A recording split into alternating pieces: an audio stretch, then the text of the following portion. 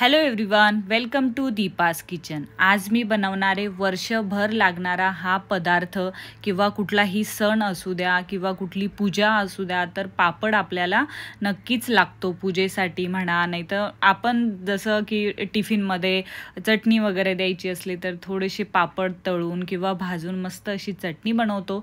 तर हा पदार्थ वर्षभर आपल्याला लागतो। तर आज बनवणारे मी 2 किलोच्या उडदाच्या डाळीचे पापड। तर इथे 1 किलो मी उडदाची डाळ घेतली आहे आणि 1 किलो इथे मुगाची डाळ घेतली आहे। तर इथे मी डाळीच्या दळून आणताना गिरणीतून दळून आणताना धुवून वगैरे नाही काढलाय, चांगलं त्याला स्वच्छ पुसून घेतलंय, त्याच्यानंतरच मी इथे दळून आणलंय। तर इथे डाळी मी धुतलेल्या नाहीये, जर तुम्ही धुतलेल्या असतील तर त्याला चांगलं कडकडीत ऊन द्यायचे आणि त्याच्यानंतरच गिरणीतून दळून आणायचे। तर इथे मी 1 किलो उडदाची डाळ आणि 1 किलो मुगाची डाळ मिक्स करून गिरणीतून दळून आणलंय आणि इथे थोडंसं पीठ मी साईडने काढून ठेवतीये, जर कमी जास्त काही लागलं किंवा नंतर आपल्याला पापड जेव्हा बनवतो तर तेव्हा पण आपल्याला कोरडं पीठ लागतं। तर इथे मी 2 किलो घेतलंय पीठ। तर इथे मला 2 पॅकेट लागणार आहे। तर इथे रामबंधू पापड मसाला मी घेतलाय, तर तुम्ही कुठलाही पापड मसाला घेतला तरी चालेल। तर इथे 2 पॅकेट घेतलेत मी। जर तुम्ही 1 किलोचं बनवत असेल, 1 किलोचे पापड बनवत असेल तर एकच पॅकेट वापरायचं आणि किंवा 2 किंवा 3 किलोचे बनवत असेल तर 3 पॅकेट वापरायचं। 1 किलोला एकच पॅकेट वापरायचं। तर मी त्याच्यानंतर जो पापड मसाला आहे तर तो मिक्सरमधून काढून घेतलाय, कारण की त्याच्यामध्ये जे मिरे असतात ना तर ते खूप जाड असे असतात बघा। तर पापड जे आहे तर ते फाटण्याचे जास्त चान्सेस असतात आणि हा पापड मसाला तुम्ही टाकला ना तर वरतून तुम्हाला काहीच टाकायचं नाहीये किंवा शिल्लकचं मीठ वगैरे काहीच टाकायचं नाही। याच्यामध्ये सगळं काही असतं।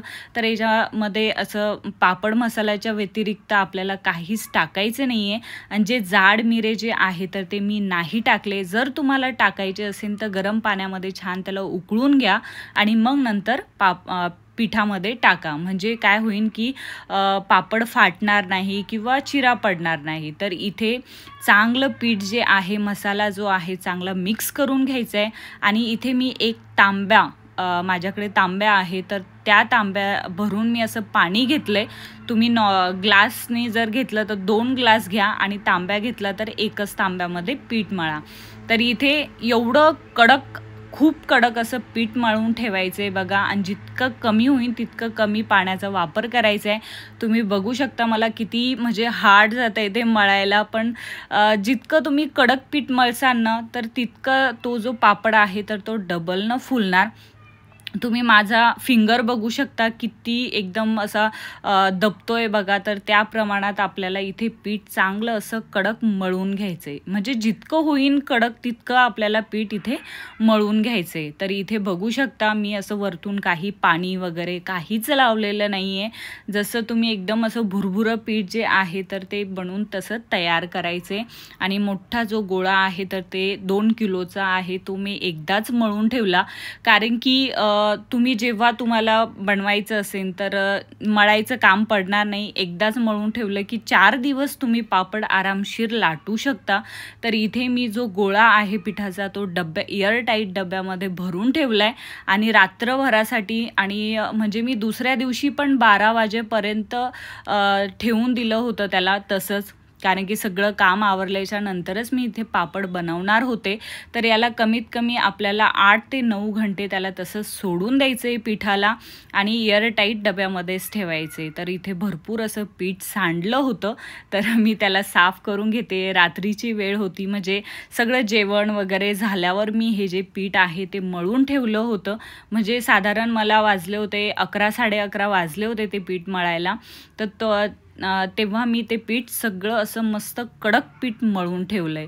तर इथे माझं सकाळचं जे काम आहे ते सगळं मी आवरलं होतं आणि मेन म्हणजे मुलीला झोपी घातलं होतं आणि झोपी घातल्याच्या नंतरच मी पापड बनवायला घेतले होते। तर इथे मी थोडंसं पीठ हातामध्ये घेतलं बघा, हलकंसं थोडंसं त्याला मळलं तर ते छान सॉफ्ट झालं आणि 20% मस्त असं ते सॉफ्ट पण झालंय बघा पीठ। तर इथे मी काय करणार आहे, जे पीठ आहे ना कुटणार तर ते मी इथे फरशीवरच कुटणार आहे। तर जे पीठ आहे तर ते मस्त, म्हणजे तुम्ही काय करू शकता, अर्ध पीठही त्याला कुटू शकता। शकता. तर इथे आपल्याला फ्रेश ऑइल घ्यायचं आहे, कुठलंही फ्लेवरचं ऑइल नको, म्हणजे मोहरीचं करडीचं असं तेल नको. तुम्ही जे आपण स्वयंपाकामध्ये वापरतो ना तेच तेल घ्यायचे. तर इथे मी अर्धच पीठ कुटून घेणार आहे आणि अर्धं पीठ मी तसंच ठेवून देणार आहे आणि नंतर जेव्हा म्हणजे जर मला वाटतंय की हां माझ्याकडून होत आहे अजून पापड, तर तेव्हा मी परत त्याला कुटून घेईन.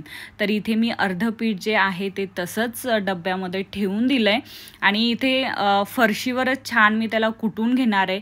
माझी आजी जी आहे तर ती ना असं मस्त वरुटा पाटा मस्त पाट्यावर त्याला छान कुटून घ्यायची.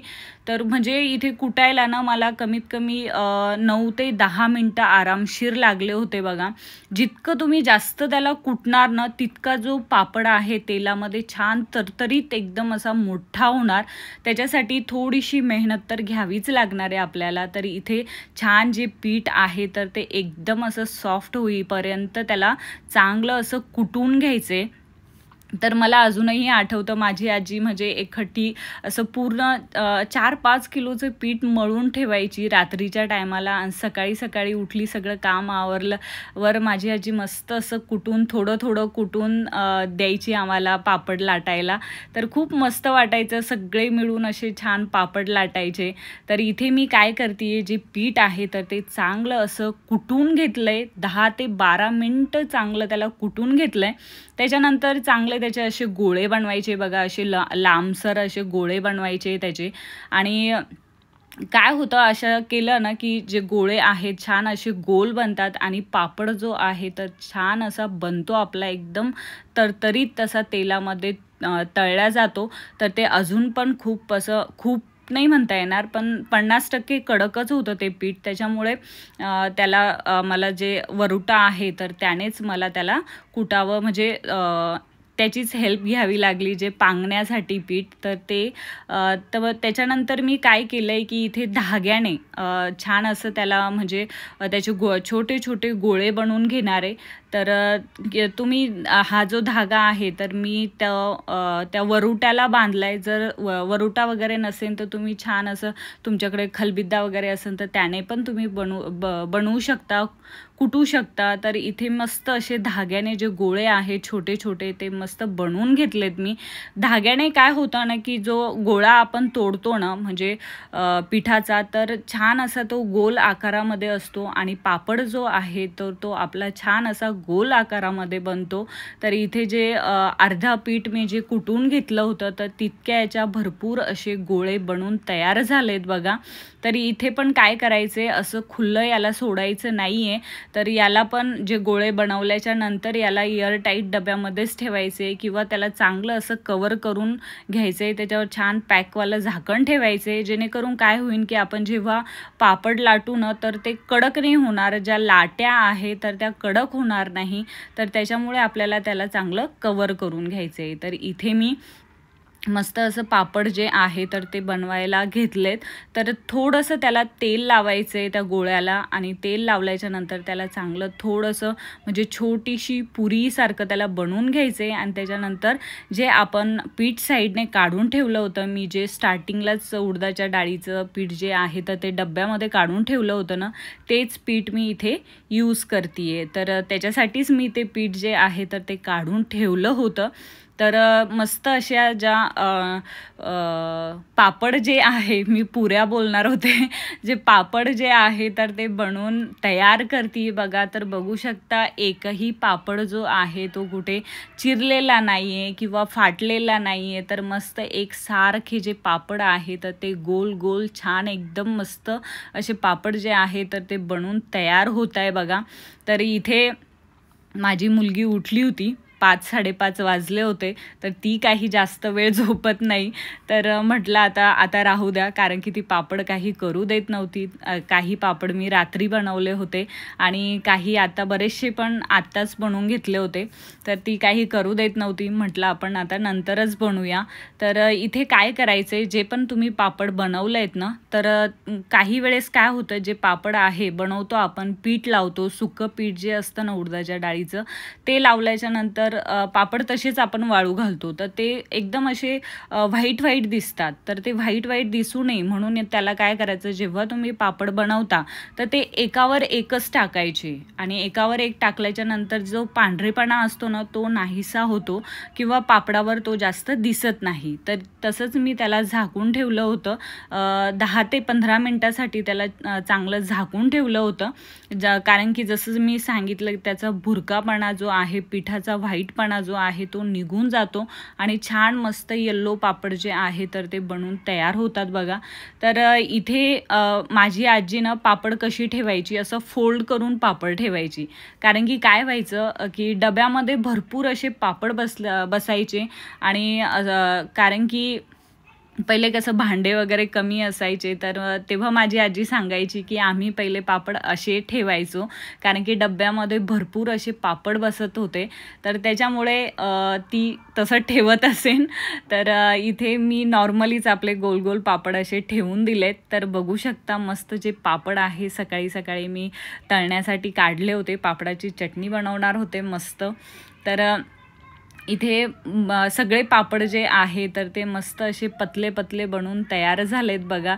सगळे पापड खूप चांगले झाले होते. एक पण मी सांगते ना, एक पण पापड असा चिरणार नाही तुमचा. ही जर तुम्ही जर का बनवत असेल पापड आणि ही जी माझी ट्रिक आहे, टिप्स आहे, तुम्ही जर का वापरल्या ना तर 101% तुमचा पापड जो आहे कधी चिरणार नाही, कधी तुटणार नाही किंवा खारटही होणार नाही.